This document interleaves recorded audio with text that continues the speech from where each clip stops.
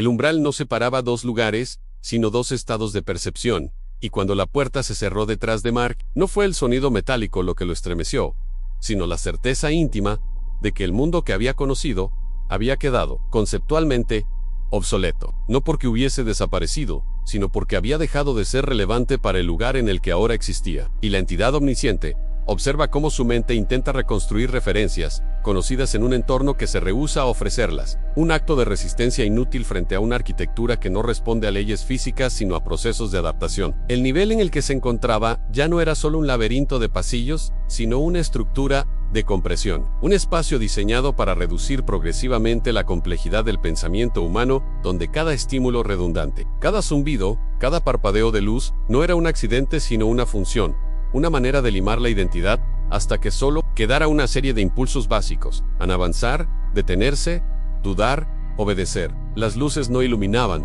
inspeccionaban, y cada vez que parpadeaban, parecía que el espacio realizaba una lectura superficial de su presencia, como un escáner que no buscaba su cuerpo sino su reacción, porque en este nivel el cuerpo era secundario, y lo que importaba era la forma en que su mente respondía a la pérdida de continuidad. Y la entidad percibe que el entorno no es hostil, en un sentido emocional sino instrumental, no odia. Amar lo utiliza como una variable dentro de un proceso más amplio de aprendizaje. El suelo húmedo no solo amortiguaba los pasos, sino que alteraba la percepción de estabilidad. Y cada vez que Mark avanzaba sentía que la superficie parecía ceder de forma irregular, como si el lugar respirara por debajo una ilusión táctil que no tenía como objetivo asustarlo, sino recordarle de manera constante que el soporte sobre el que se apoyaba no era confiable.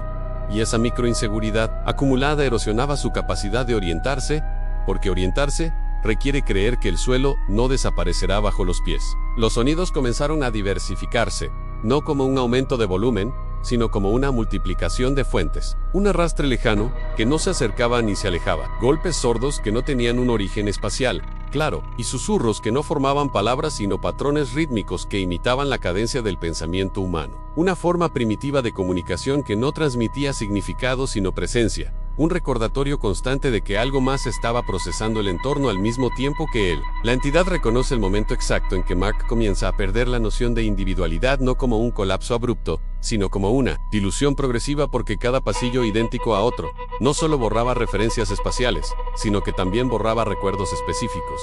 Y el laberinto, al carecer de hitos únicos, comenzaba a homogeneizar su experiencia interna, convirtiendo sus pensamientos en una repetición de la misma pregunta sin respuesta: ¿cuánto tiempo llevo aquí? Una pregunta que no busca información sino confirmación de que el tiempo aún existe como concepto útil. Las primeras entidades no se manifestaron como figuras completas, sino como inconsistencias en el comportamiento del espacio, regiones donde la luz tardaba un microsegundo más en propagarse, zonas donde el sonido parecía amortiguarse antes de tocar las paredes, y la principal entidad comprende que estas entidades no ocupan el espacio como lo haría un cuerpo, sino que ocupan las transiciones entre estímulos, viven en los intersticios de la percepción, alimentándose de la fricción entre lo que el cerebro espera y lo que realmente recibe. Cuando Mark creyó escuchar su nombre, no fue un sonido externo lo que lo detuvo, sino la sensación interna de reconocimiento, una activación involuntaria de su atención. Y el ente revela que en este nivel las entidades no imitan voces, imitan la estructura del pensamiento que produce la sensación de ser llamado. Desencadenan el reflejo de atención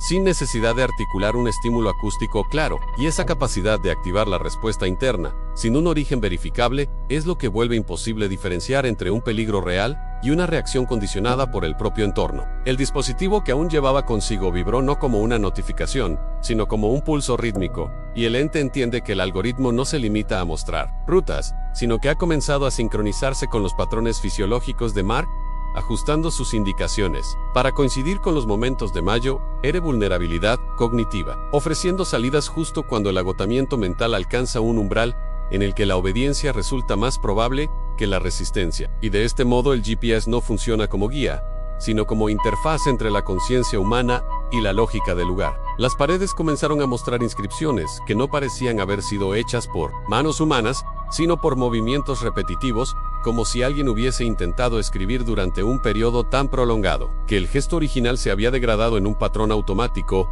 y el narrador sugiere que esos mensajes no son advertencias en el sentido tradicional, sino residuos de intentos de comunicación con el propio espacio. Marcas de quienes Al perder la capacidad de distinguir entre interior y exterior, intentaron dialogar con el laberinto como si fuese una entidad consciente, sin comprender que el lugar no responde a preguntas, sino a comportamientos. La primera manifestación parcialmente corporal que Mark percibió no fue una figura definida, sino una distorsión en la forma en que el pasillo parecía extenderse, como si la geometría se alargara de manera antinatural alrededor de una región central que se negaba a ser enfocada. Y el narrador aclara que las entidades, cuando adoptan formas aproximadas a la humana, lo hacen como un experimento de interfaz,